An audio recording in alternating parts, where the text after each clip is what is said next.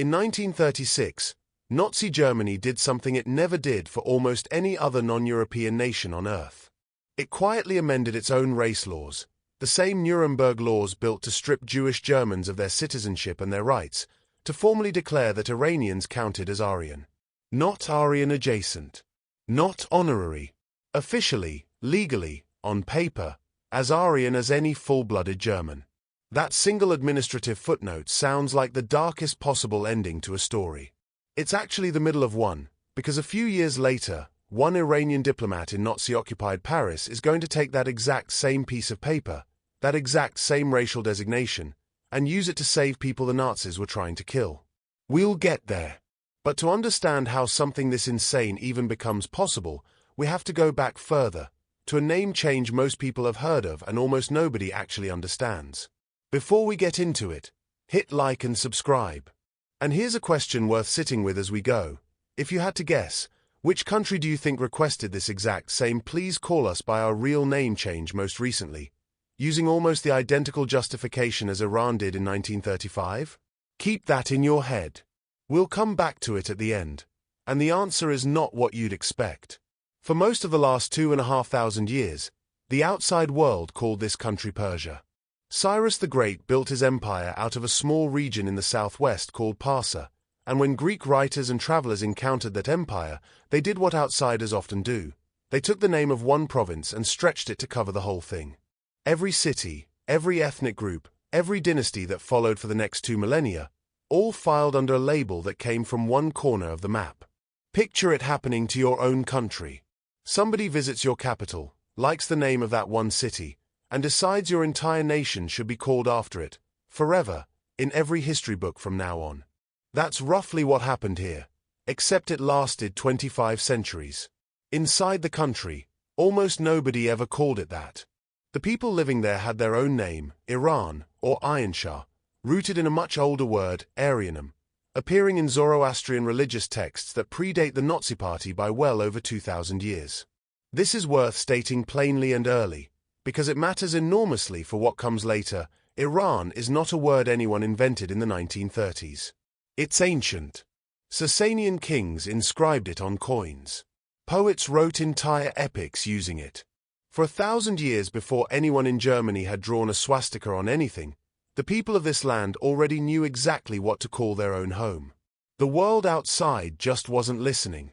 By the early 20th century, the country carrying that outdated outside name was in genuine crisis. A weak, corrupt Qajar dynasty had spent decades signing away oil concessions and trade rights to Britain and Russia, two empires that treated Persia less like a sovereign country and more like a chessboard to fight their own rivalry across. In 1921, a military officer named Reza Khan seized power in a coup, and within a few years he'd abolished the old dynasty entirely, crowned himself Shah, and adopted a new royal family name, Pahlavi, deliberately pulled from the language of the ancient pre-Islamic Sasanian Empire.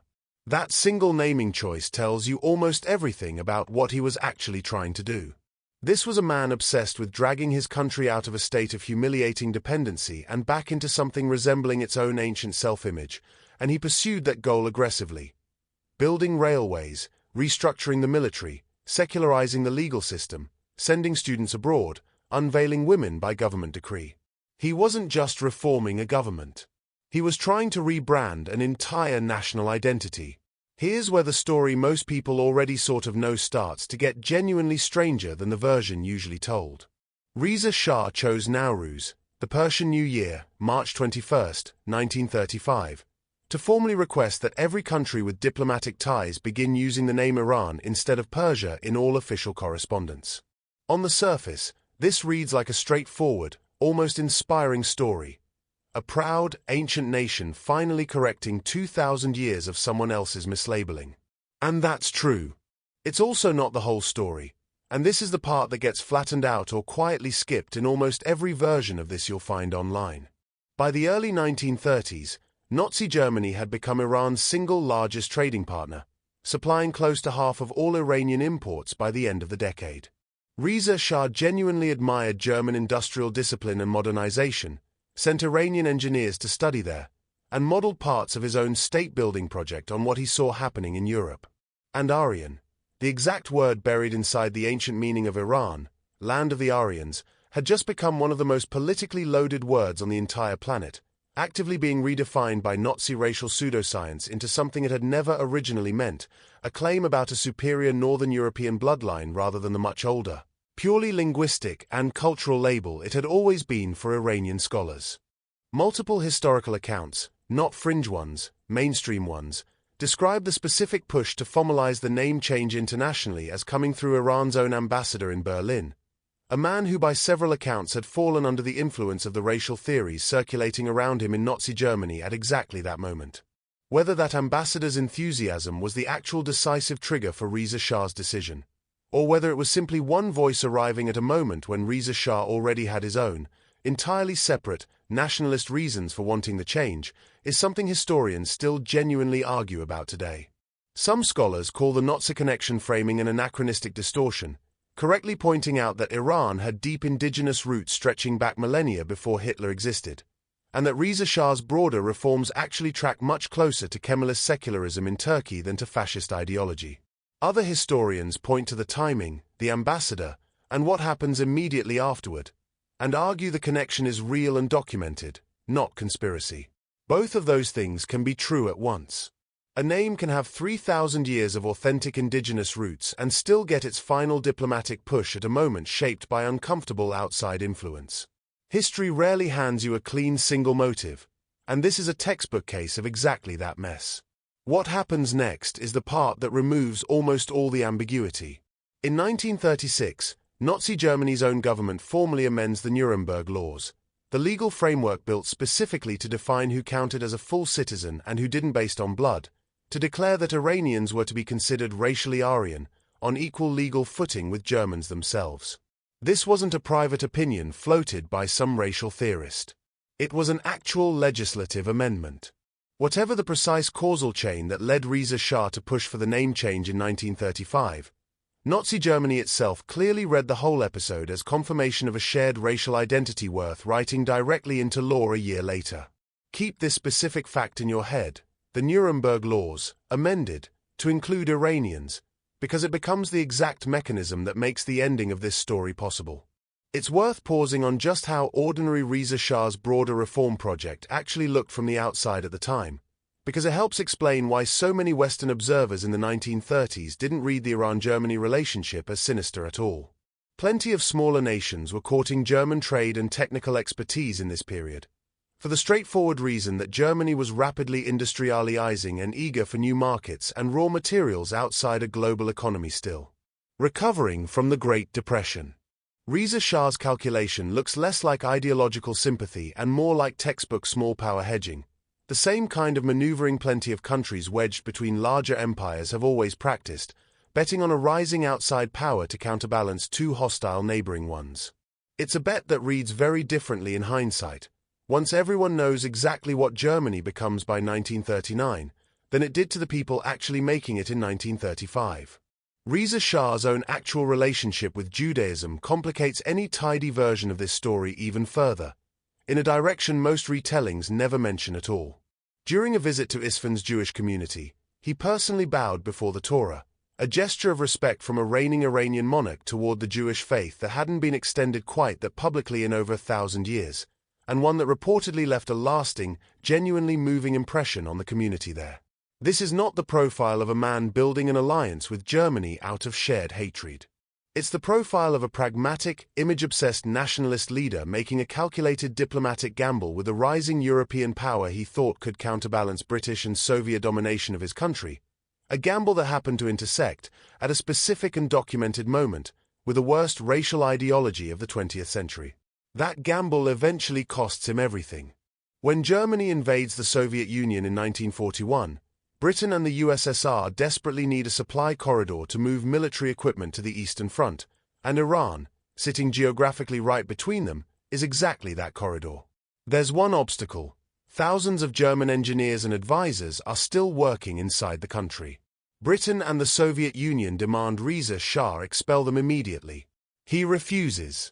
In August 1941, British and Soviet forces invade neutral Iran outright.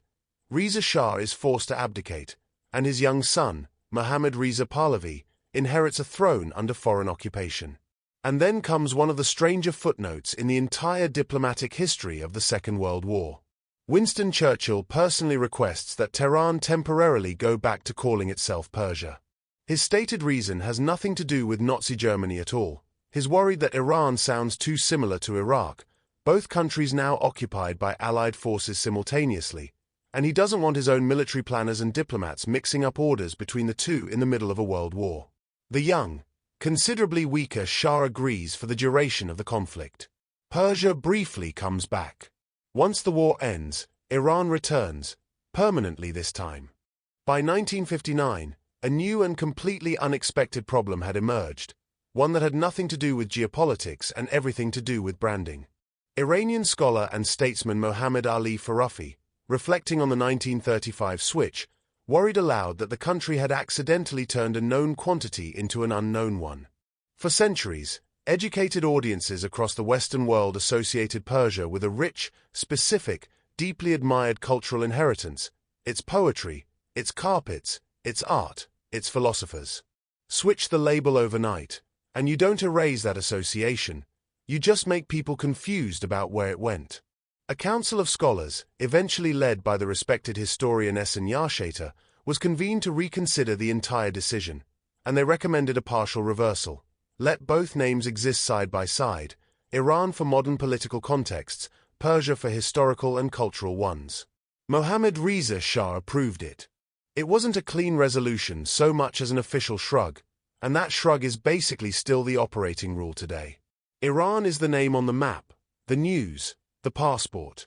Persia lives on in the rug shop, the poetry anthology, the museum wing. Now, back to the actual reason this story is worth telling at all, the part almost nobody shares. That 1936 Nuremberg Law amendment, the one classifying Iranians as officially Aryan, doesn't just sit there as a grim historical curiosity.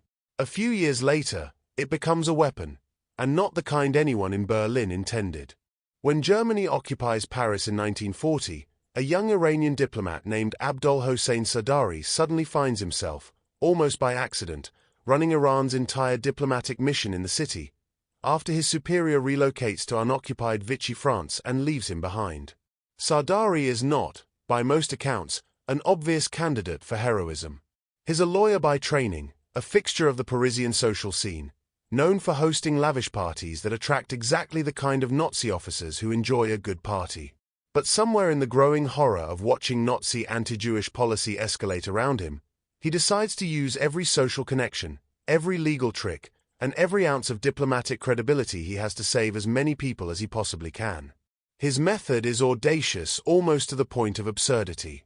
There's a small community of Iranian Jews living in Paris, estimated at somewhere between 150 and 300 people, families connected to Iran through centuries of trade and cultural exchange along old Silk Road routes. Sardari goes to German racial officials and makes a case built entirely on the exact legal ground Nazi Germany itself had created a few years earlier. These people, he argues, are ethnically Iranian first, culturally assimilated into the same Persian, Aryan lineage as any other Iranian national, regardless of their religious practice. He even reportedly invents a name for their supposed distinct religious ethnic identity, describing them as followers of something he calls the Juguten faith, deliberately obscuring their Jewish identity behind invented ethnographic terminology precisely engineered to satisfy the Nazis' own bureaucratic obsession with racial categories. It works, at least on the narrow group he initially designs it for. Then Sardari does something no one asked him to do and nothing in his job description required. He keeps going, quietly expanding the scheme to cover Jews with no Iranian connection at all, working with a Jewish Persian carpet dealer named Ibrahim Moradi to identify people who desperately needed protection and folding them into the same passport scheme. He doesn't have unlimited resources. What he does have is somewhere between 500 and 1,000 blank Iranian passports sitting in his office safe, and he starts filling them out. A single passport, issued to the head of a household, often shields an entire family, spouse, children, sometimes extended relatives folded onto the same document.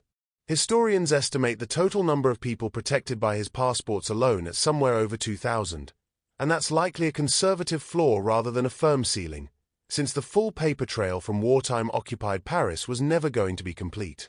A surviving Gestapo document, uncovered decades later, actually complains directly about Sardari by name, specifically frustrated that his scheme had allowed more than 2,000 stateless people to slip past classification the Nazi bureaucracy wanted to apply to them, an enemy's own paperwork accidentally becoming one of the clearest pieces of evidence for exactly how effective he was. The particular genius of the Jugutin scheme deserves one more beat of attention, because it's easy to undersell just how absurd and precise it actually was. Sardari isn't vaguely waving his hands and hoping German officials don't look too closely. He's a trained lawyer building an argument brick by brick, citing the exact same 1936 Nuremberg Amendment that classified Iranians as Aryan, and arguing that Iranian Jews had, over centuries of intermarriage and cultural assimilation along old Silk Road trading communities, effectively become indistinguishable from any other ethnic Iranian, regardless of which religion they happen to practice. He is, in effect, cross-examining the Nazi bureaucracy using its own legal architecture, forcing officials who prided themselves on rigid racial categorization into a self-created loophole they had no clean way to argue against without contradicting a law they had written themselves a few years earlier. In 1941, after Iran signs agreements aligning it with the Allies following the British and Soviet invasion, Sardari is formally stripped of his diplomatic immunity and ordered home to Tehran. He doesn't go. He stays in occupied Paris, without the legal protection that had shielded him up to that point, and keeps issuing passports anyway, for people who are not his citizens, under a government that had just cut him loose, at extraordinary personal risk with essentially no safety net left if the scheme ever fully unraveled. He survives the war. He's never formally paid, never sought payment, and for decades afterward, almost nobody outside a small circle of historians and the families he saved even knew his name. Here's the part that should feel like a satisfying ending and instead just feels unresolved. Sardari survives the war, is never paid, never asks to be paid, and spends the following decades in relative obscurity, largely forgotten outside a small circle of the families he helped and the historians who eventually tracked his story down. The Simon Wiesenthal Center has posthumously honored him. A documentary about his life was made decades later. And yet Yad Vashem, Israel's own official Holocaust memorial institution, has still never added his name to its list of more than 27,000 people formally recognized as righteous among the nations, citing insufficient documented evidence that he personally risked his own life in the process.